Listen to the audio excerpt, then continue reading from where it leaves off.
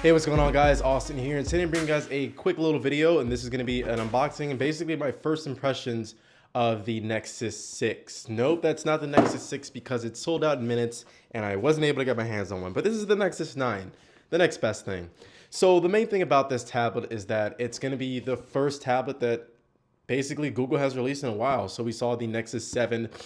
We had two iterations of that, and then we also had the Nexus 10, which came out like 2 years ago and didn't really see any upgrades to that. I know a lot of people were waiting for a second version of the Nexus 10. Well, this is basically the next best thing that you're going to get. Now, this is the Nexus 9. It has an 8.9-inch screen, and the main feature that I'm excited for is this is going to be my first hands-on with the software. This is going to be Android 5.0 Lollipop, and really I think that the main focus of this piece of hardware is not really the hardware. I think it's going to be just a platform for people to really experience what the latest version of Android has to offer. So with all that said, let's go ahead and get into my first impressions and the unboxing of the Nexus 9. So the unboxing experience of the Nexus 9 isn't anything way too spectacular. As you can see, I got the 16GB black Wi-Fi version, and also this Nexus 9 is designed by HTC. So you would think that we would see a lot of design cues from, their one lineup, but honestly, it's not really. It looks just like the Nexus 5, but we'll get into that. So getting into the box was really easy. Just take off the plastic lid, and there we are with the Nexus 9 tablet. So we're going to go ahead and take this off, and as you can see, we get a little Nexus 9 pamphlet that basically is going to give you all of your quick start information, and under that are some chargers and cables. So right here we have the Nexus 9 little start guide. As you can see, comes with a 9 or a 6 with it, whichever way you turn it around, but it has basically the warranty information and all the stuff that you're never really going to read. So right here is the mini USB, nothing really special here. And we also have the charger, which is actually kind of big. It's from HTC, but this is actually a pretty big charger from what I was expecting, but this is just the AC adapter that comes with the Nexus 9.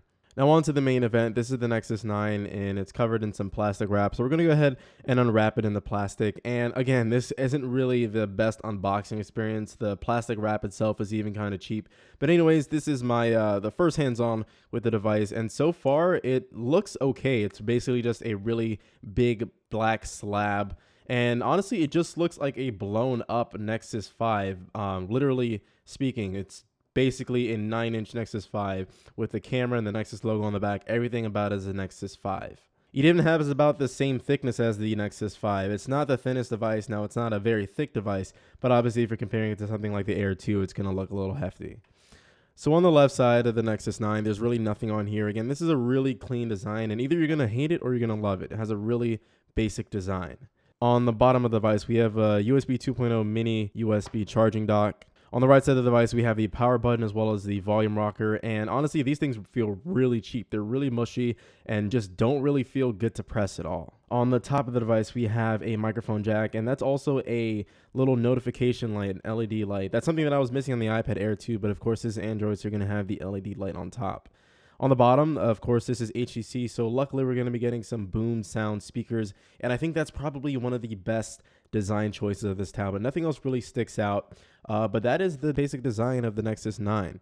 So turning on the device, setting up is really easy. This is the first glance at Android 5, and as you can see, this has a pretty decent display. It's an IPS 8.9-inch 2048 by 1536 display, and it looks all right.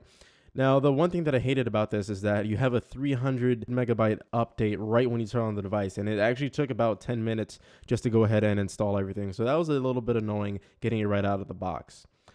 So this is the Nexus 9, and really there's nothing special about the hardware in my opinion. This is just a platform to showcase what Android 5.0 really has to offer. And right now, unfortunately, the performance is not that great. I think it might be because I'm downloading a lot of things in the background, but it does stutter a little bit. But again, I'm going to have a little bit of longer use with it. But so far, I can tell you just the design of Android 5.0 is really great. It's probably the best version of Android so far.